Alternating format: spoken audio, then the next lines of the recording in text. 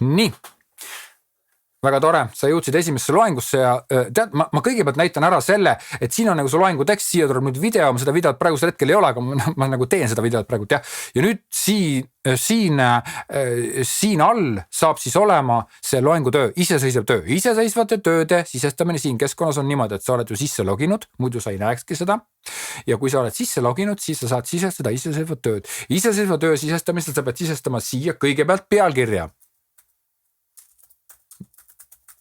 Nii, loomulikult mitte pealkirja, vaid sa sisestad unikaalse pealkirja. Miks ma lasen iga iseseisva töö, ma ei tea, 2, 3, 4, 5, 10 lause peale pealkirja panna? Sellepärast, et sa harjuksid panema pealkirju. Sa harjud nagu mõtestama oma tööd lahti. Esimese ülesande lahendus. Või paned siis midagi superäge, tšiki-priki, ma ei tea, mida iganes. Igal juhul sa pead panema pealkirja.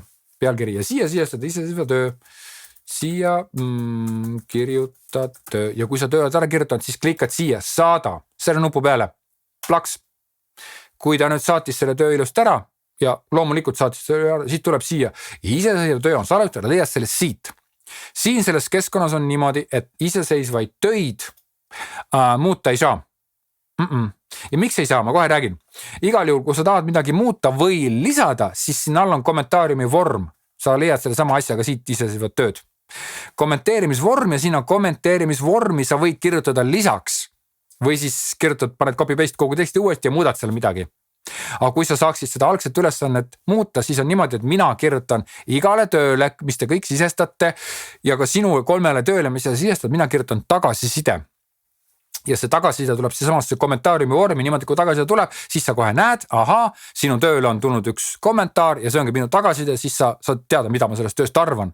Ehk siis see on siuke omalaadne suhtlus ja tegelikult reklaamitöös käibki niimoodi, et kui copywriter saadab oma teksti või mingid asjad või mingid kampaaniad või värgid, visuaalid tehakse või esitlused, siis antaksegi nagu kirjalikult väga palju tagasisidet tuleb kirjalikult, muidu kui ka suuliselt, aga siin see toimub kirjalikult, nii et siis see töö on nagu ühtne ja ühte tööd tuleb mitu korda ümber teha, vahel ma lasen ümber teha, vahel ma ütlen, et kuule, kui sa tahad nüüd ennast parandada, siis nagu tee nagu paremaks või halvemaks või mida iganes, kirjuta ümber, kirjuta nii, kirjuta naa, niimoodi, et see kommentaariumi värk on siin nagu väga oluline. Nii, aga lähme siis esimese ülesande juurde, ma selgitan selle kohe lahti. Esimene ülesanne, otsi välja ühe tuntud brändi sloogan ja kirjelda, mida reklaamib, mis sõnumeid edastab, ehk siis lühidalt, millest point on. Ja miks ma tahan, et sa otsid välja tuntud brändi sloogani? See point ongi just selles, mida ma seal sissejuhatuses seletasin, et tegelikult sa peadki leidma midagi siukest kindlasti töötavad, mida paljud inimesed teavad, mida tunnevad, ehk siis suur võimas bränding. See võib olla Eesti oma, see võib olla välja oma, see võib olla ükstapuha, mis maa omaga, ta peaks ikkagi siuke üldtuntud, üldteatud sloogan olema. Ja ta võiks olla soovitatavalt toiduaine teemaline. See ei pea olema, aga ta võiks olla toiduaine teemaline. Ja nüüd sa pead siis kirjeldama, et mida see sloogan nagu, millist sõnumit edastab. Näiteks ma toon siin näite Coca-Cola Together Tastes Better. See on 2020. aasta Coca-Cola slogan ja ta reklaamib seda, et koos maitseb paremini. Väga lihtne, eks ole. Nüüd ma sisuliselt tõlkisin selle ära. Miks ta maitseb koos paremini?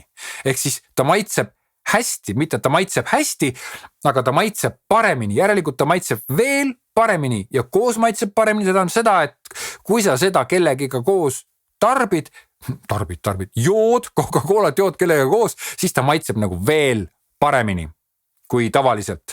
Järelikult see seltskond on väga oluline. Nii, asu tööle, otsi välja üks slogan, püüa leida siukene, millest sa aru saad, mis sulle meeldib ja head kirjutamist ja asu tegutsema.